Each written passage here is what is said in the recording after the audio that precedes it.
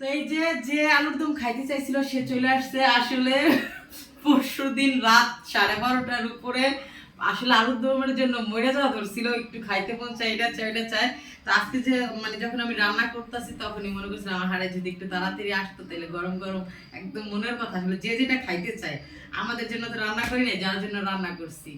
তো একটু তাড়াতাড়ি আসলে খাইতে পারতো। তো যাই হোক আল্লাহ কি আয়সা পড়ছে। তো এখন এই যে আলুর দম যার খাওয়ার সে খাবে আর খাইয়ে আপনাদের বড় আসলে প্রচুর গরম তো কেমন খাইতে পারবে না একটু চূড়া। আর মেয়ে এই যে বাবার কোলে উঠে বসে রয়েছে।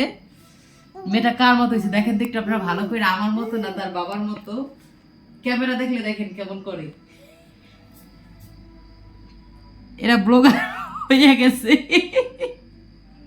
ক্যামেরা কি কেমনটা করে দেখ। আচ্ছা তো যাই হোক এই যে আজকে আলুর দম আপনাদের ভাই এখন খাবে, আমি একটু খাওয়াই দিই। আলুর দমটা মজা হয়েছে অনেক, কিন্তু গরম বেশি। তুমি খাবে?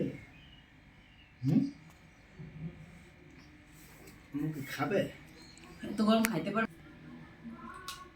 আস্তে গরম কিন্তু গরম না।